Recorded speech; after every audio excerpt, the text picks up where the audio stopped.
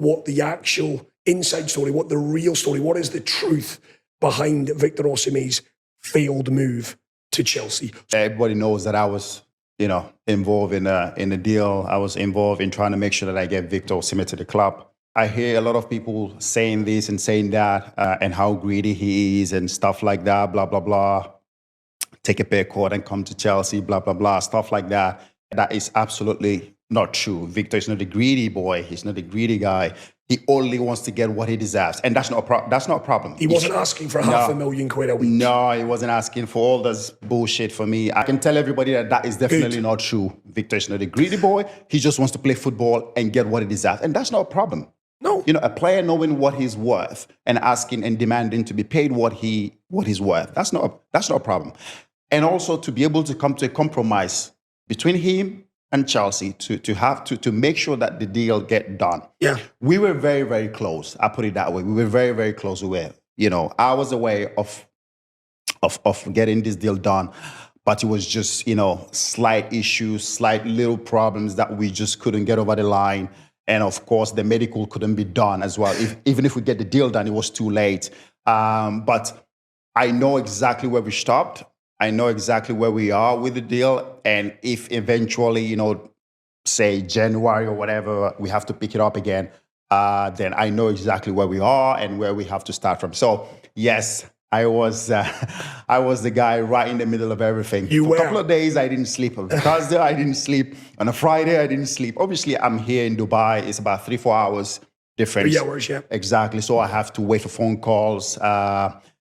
I think in the middle of the night, I think on Thursday, I slept around 4 a.m. in the morning because I was waiting for phone call from this side and phone call from that side just to make sure that we try to include everything that Victor wants, and the club also have to make sure that they get the okay from the owner. Paul had to make sure. Paul Winstill was really, really amazing. I can tell you that because this guy, the sporting director, is somebody that I've spoken to now. I get to know really well now. And hearing from him, it's amazing. It's refreshing to see where the club, the owners, and the sporting director wants to take, especially Paul wants to take the club to. There's so much to be happy about. There's so much excitement. The club, they've got a vision. They got a vision, and it's a very, very great vision. They want to bring the good, not just bringing any player now. Not just bringing any player into the football club. It's about bringing the right players, players who can improve the team, who can improve the squad.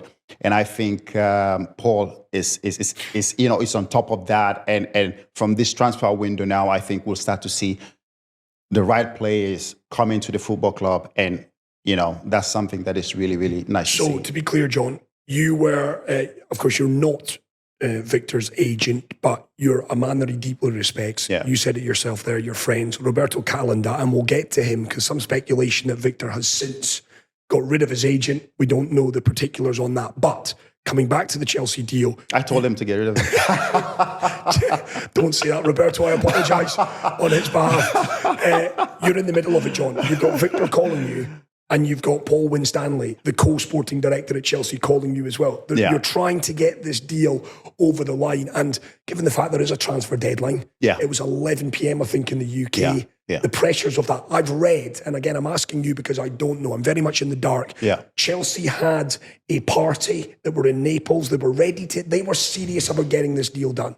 Very serious about getting the deal done. I think I spoke to Paul on Wednesday or something like that, and I said, "Listen, we have to send somebody down to see Victor, and that will change the way he sees things, and then he will understand how much the club wants him to come to the club." So, and then straight away, the club sent somebody to Naples and try to speak to Victor and his agent to make sure we get the deal done. It just shows how much the club were willing to have the player, and how eager the club were willing to get Victor, and how eager Victor as well was to come to the club. I know a lot of people say, "Oh, he didn't want to come to..." No, that's not true.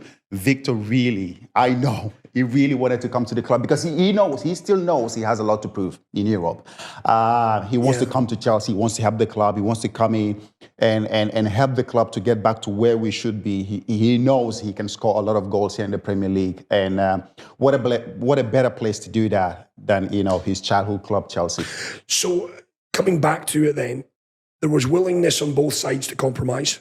Victor did do that. The nonsense about stupid sums of money, a load of nonsense. Yeah. I thought that, to be That is honest. absolutely not true. That's definitely not true. I know what Victor wanted. I know what the club offered him. I know where we got to. We finally got to a compromise. Everybody, both sides had to compromise. We got to a middle. It was just some little things here and there, paperwork, medical, and few issues that we just couldn't get over the line. Okay. And then, we didn't have much time. The one time you want the seconds and minutes and hours to slow down a bit, it just didn't work. And no, definitely, I think both sides really, really played their part in terms of getting the deal done. And I commend Chelsea for that, because I could see the ambition of where they want to take this club now. And also on Victor's side, how much he really wanted to come to the club. And, he was disappointed that it didn't happen. Was he? I was going to ask that. Yeah, no, he was disappointed that it didn't happen. I think I spoke to him as soon as the transfer window shut.